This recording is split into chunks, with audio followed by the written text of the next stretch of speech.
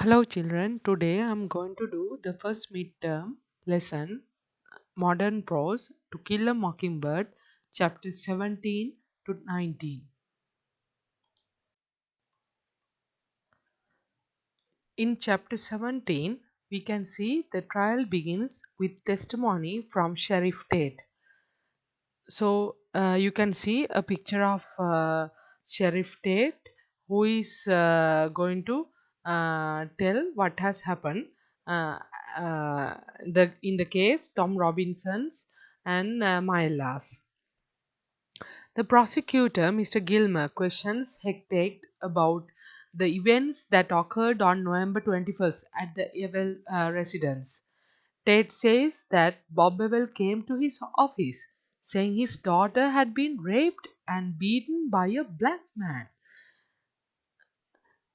Together they drove back to the Ewell's place where they found a beaten Myla on the floor. She identified her attacker as Tom Robinson. So this is what he revealed to the courts.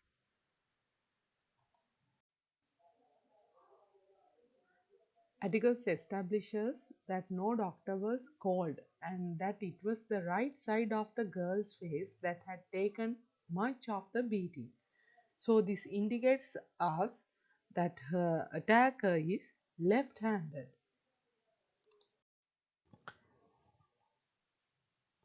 When Bob Ewell, Myla's father, takes the stand, Scout gives some backstory on the Ewells, saying every town has a family like Ewells, steeped in poverty and angry as hell about it. So even from how he is sitting, we can identify that Bob Ewell's time on the stand shows him to be a bitter and nasty man. Uh, so Ewell testifies that on the night in question, he was coming out of the woods with a lot of kindling when he heard his daughter scream. So when he reached the house, he saw Tom raping his daughter.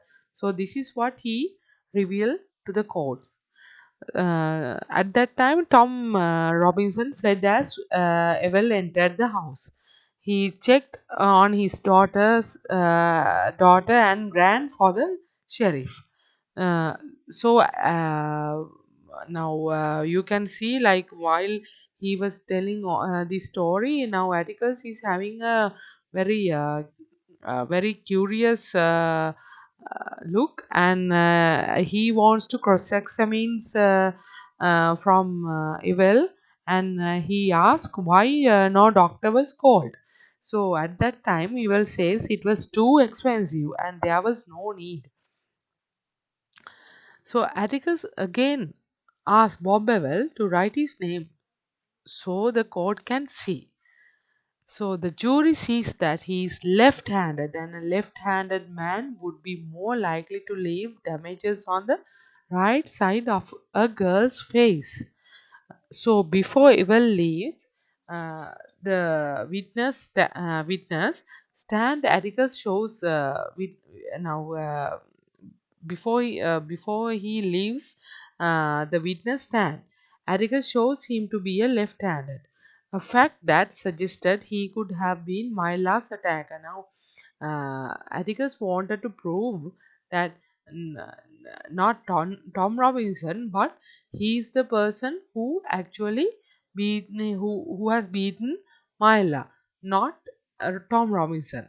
So after the first set of witnesses has testified, Jem is excited about the direction the trial is going. But Scout doesn't share Jem's confidence.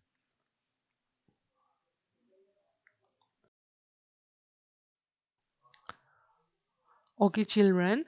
Now we can discuss uh, the analysis of chapter 18. So here we'll be discussing deeply what Harper Lee wanted to highlight us. So here Lee details the trial scene in real time to build the tension for the reader, right along with Jem and Scout. The holes in Bob Bevel's story are huge, but no matter how clever Atticus is in casting doubt on the crime, it all boils down to race. black versus white, the word of Tom Robinson against that of the Evans. The saddest part about a man like Bob Ewell is that he infects every around him with bitterness, particularly his children. So even Burisewell, as presented in chapter 3, is the next generation's Bob Ewell. So, Burisewell, we can actually take his character as another symbol of who will harm to the entire society when it comes with the next generation.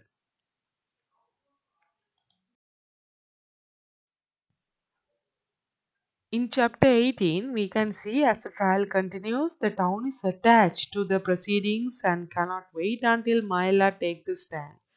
So the trial picks up with 19-year-old Myla taking the stand. With Mr. Gilmer's guidance, she relates the details of the day in question, her testimony aligning with her father's. So she already identifies Tom seated in the courtroom as her attacker. Now she wanted to reveal the incident. So let's now focus on what she said. She says she called Tom Robinson inside the fence and offered him a nickel to break apart an old dresser. So once Tom was inside the house, according to her, he raped her. So this is what she revealed. When she becomes bold toward Atticus, he remains courteous while he continues finding more holes in her testimony. When the details of the attack are laid out, he asks Tom Robinson to stand up. Stand. So you can see in this picture how Atticus is asking Tom to stand. The court sees that Tom's left hand is deformed, the result of a childhood injury, and that his left arm is shorter than the right. It is apparent that Tom could not have physically committed the crime that Myla and her father claim he committed. Now, Atticus wanted to prove that Tom is innocent, and he didn't commit this crime, and Myla and his father had given false evidence.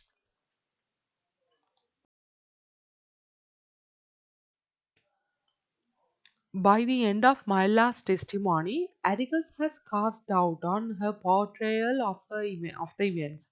So he presses her with more questions. Now, these are the questions asked by Atticus from Myla. Why did no one hear the screams? Where were the other children? Was her father the actual attacker? So instead of answering the questions, Myla spits out the rehearsed speech again, accusing Tom of raping her. So at the same time, she gets angry at the court and the jury, accusing them of being cowards if they do nothing about the crime. So Mr. Underwood. So while all these things happening, Mr. Underwood notices the children in the balcony. But Jem tells others that they will not tell Atticus.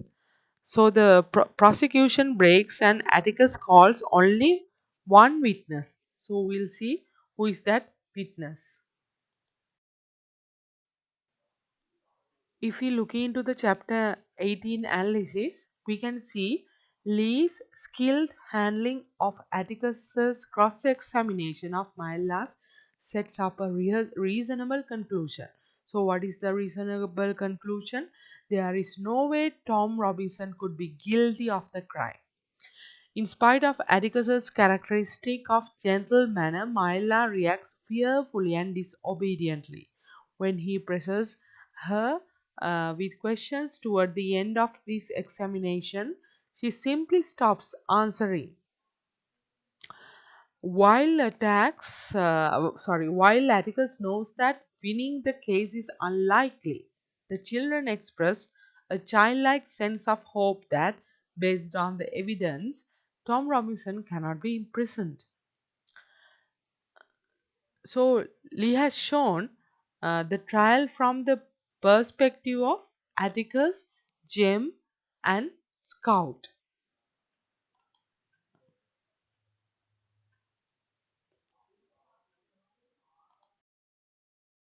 In chapter 19, we can see Atticus calls his one and only witness, Tom Robinson, to stand. Through his questioning, Atticus reveals what everyone knows to be true. Tom is gentle and caring man who occasionally helped the Evels because he lived near them. So when Mr. Gilmer asks why he would do so much for the Evels without getting paid, Tom responds honestly by telling the court that he feels sorry for Myla. So Tom testifies that he passed the Evil house every day on his way to work, and often Myla would ask him to help her with her household tasks. So he recounts that on one occasion he was asked to help repair a door, but once he got to the door, nothing was wrong with that, and all the other children were gone. Now Myla, she has brothers, so nobody was there. So Myla told him she had saved her money and sent them to buy some ice creams. Then he asked him to lift a box down from the uh, actually then she asked him to lift down a box from the dresser. So when he stepped into the chair, she grabbed his legs, scared him so much that he jumped down, and she asked him to kiss her. So as she struggled, her father appeared at the window, threatening his daughter. And then, as he did not have any other option, uh, he fled. So after he testified this story to the courtroom, his boss and his employer LinkedIn stand up in the courtroom uh, and declares that 8 years of work he has not had a single problem with Tom. So this will be another very good evidence about that actually Tom is not Tom did not do this crime, but Judge Taylor dismisses this from the courtroom. So this is what actually happened.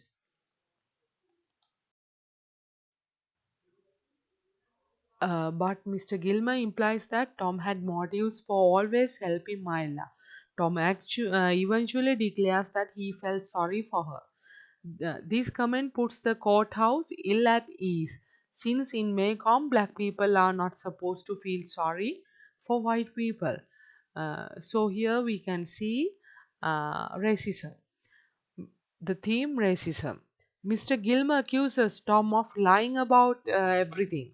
Scout does not hear all the cross examination because Dill suddenly begins crying and can't stop.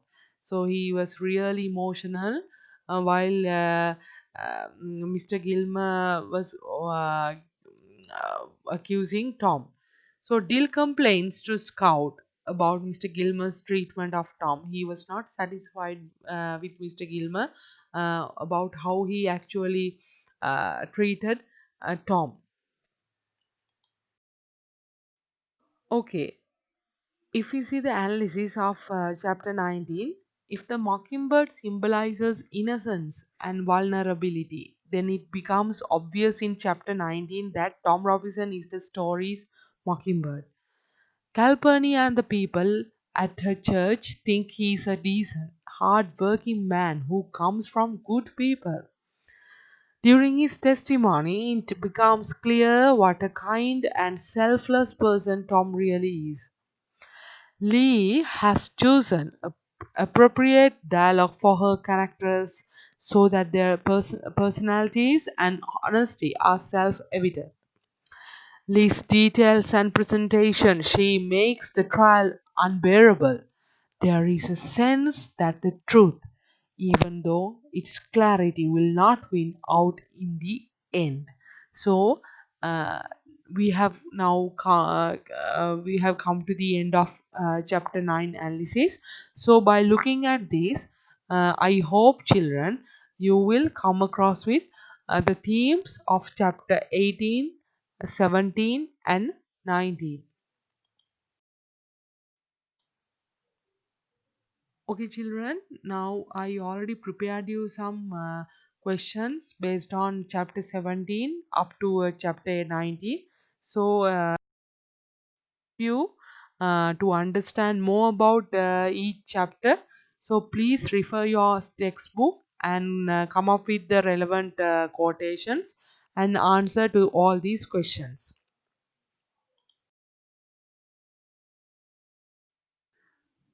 Thank you very much for listening to this presentation. I hope it helped you to give you a very good understanding about chapter 17, 18, 19, and the themes. If we talk about the themes, we basically we can tell Harperley wanted to highlight racism and injustice. So please find relevant examples for this, and then uh, it will help you to understand more about these chapters.